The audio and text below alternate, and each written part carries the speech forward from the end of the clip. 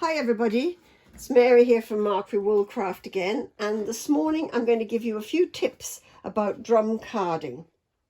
Now the first thing about your drum carder is that it is designed to align your fibres, not to pull them apart. So I think in a previous video I did a thing about preparing fibre for drum carding. Now, I don't always pre-prepare the fibre, it just depends on what the wool is like.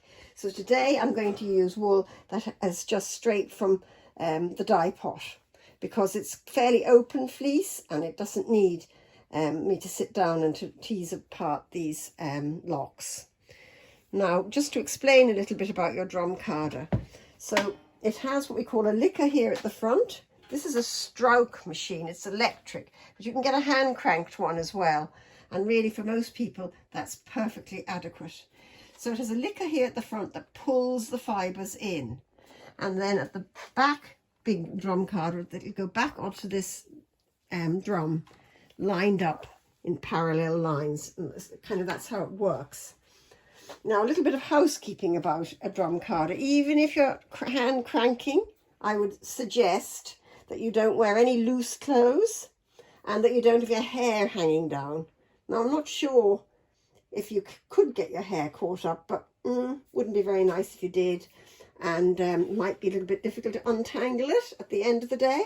I think the carder would stop before any serious damage was done. They're not, even an electric one, they're not powerful enough, because if you feed it with too much fibre, it grinds to a halt because its little engine isn't able for it. Now, this is a stroke, I think I said that earlier.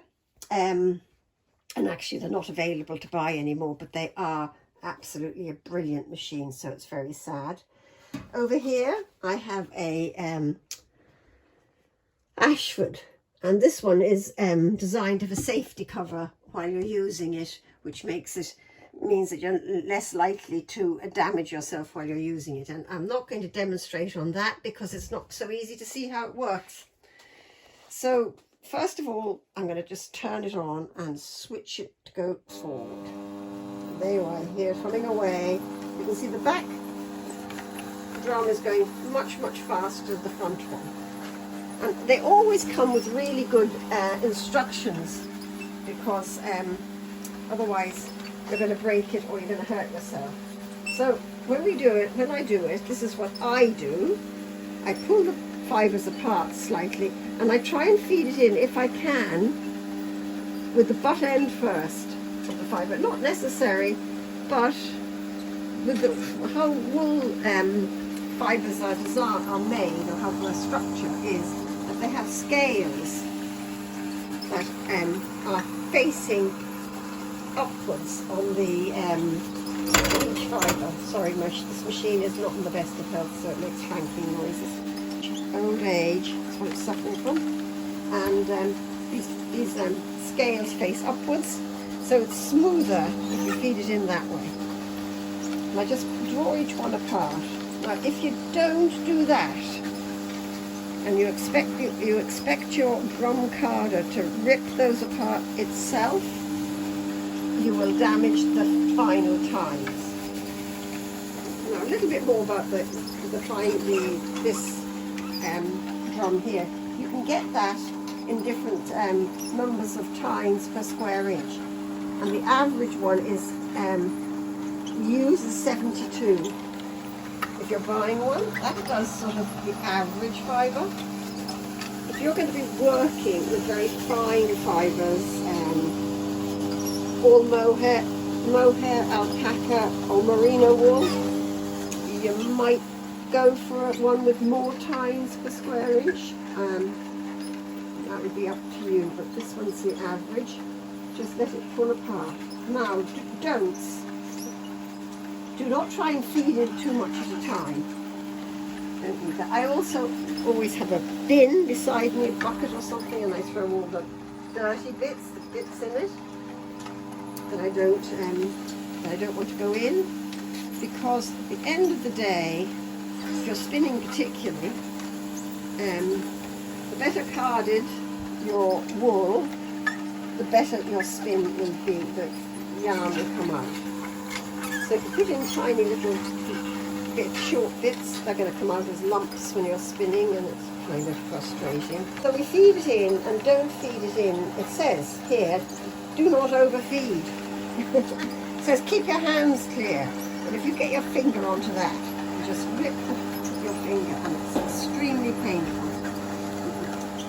I've done it.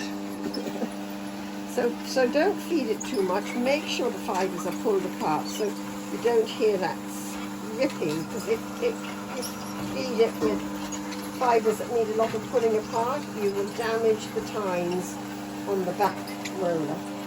The other thing you mustn't do, and I often see people doing videos and things, is you mustn't hold. Just let the fibre go in on its own, and just try not to let it slip up as it goes in. But let's see if we can get it. So you mustn't hold the fibre as it goes in, because all that will happen is that it will stay on the front liquor drum and not go onto the back one. I always use the packer brush here as well.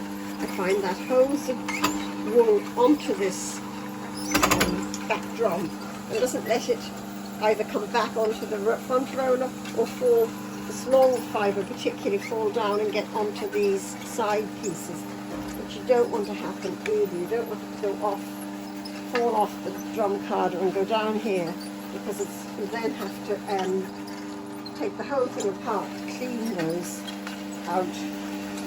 So we just pull it apart nicely and let it go. And here, as this is a longer piece, see if I can hold, I don't get my finger caught. I'm going to hold it and not let it, to keep it smooth going in. This is a temptation people have, to try and get it smooth going in.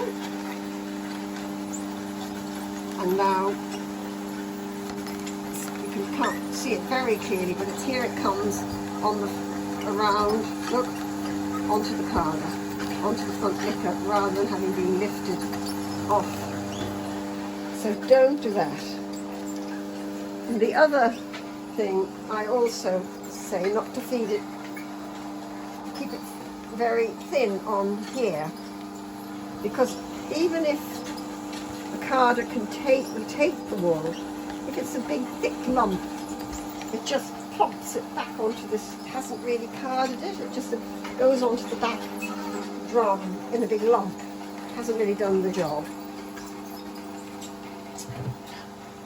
Now, this carder, because of the liquor being these vicious looking teeth, and they are extremely sharp, this carder is brilliant because it will take really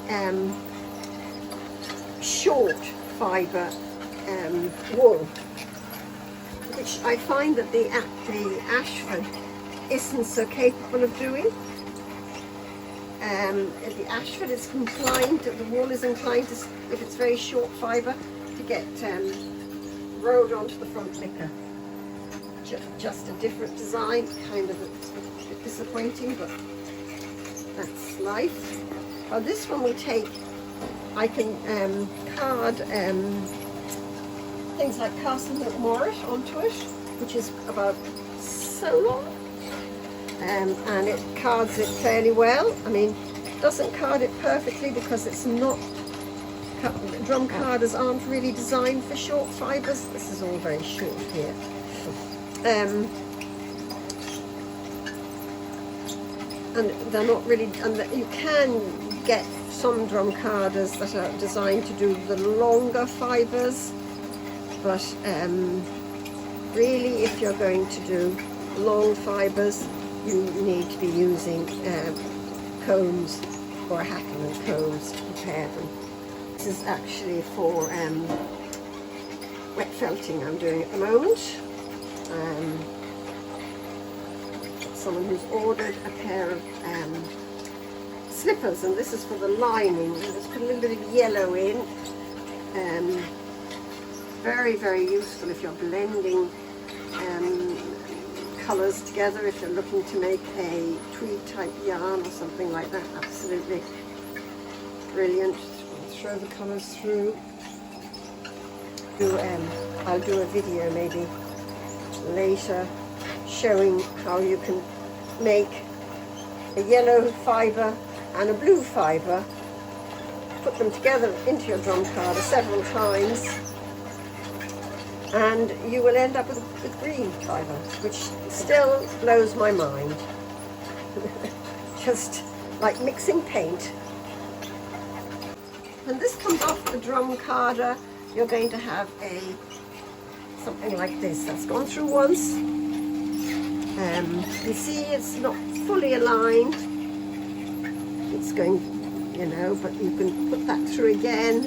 And if I was putting that through again, I'll just show you what I do, but not how they tell you to do it.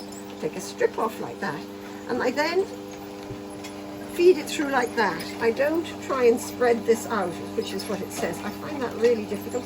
I just pull it up and just feed it through like that. Try, and again, remembering, don't put big lumps in. You've now got it lined up and opened up. You can see how much more open it is. And I just let it feed through. You can probably got an electric car to turn it on a little bit faster for this yourself. If you're hand cranky, you have to put it all, to load it onto the front piece here and then turn the handle. So that's really all I wanted to say about the drum carder. Again, watch this. Do not put your hand here. As tempting as it is sometimes to hold the pieces down, do not hold on here, because then you will get, oh, I'm feeding it in lovely and smooth. This is going to look wonderful. And all that happens is, whoop, there she comes onto the card. Switch it off. There we go. Right. So I would always fill that a little more than that before I empty it, but just to show you, before I take it off. So that's really all I've got to say about the drum carder and the basics of how to do it, and what I would think as a... Oh, one other thing I wanted to tell you is this is another great gadget I have here, because you get quite a lot of dust building up here. This one isn't too bad, but if you're getting dust, it's a pity then to put your clean wool onto a dusty tray and get it all swept in. So I have a wee handy handheld hoover, and I can just give it a quick whiz around every so often to clean off all the dust. And the other, oh, housekeeping, wear a mask. I know I'm not wearing one this morning, but wear a mask, because there's a lot of dust coming up off this and not good for the old chest. Well, thank you very much for listening, and hope to see you again soon. Bye.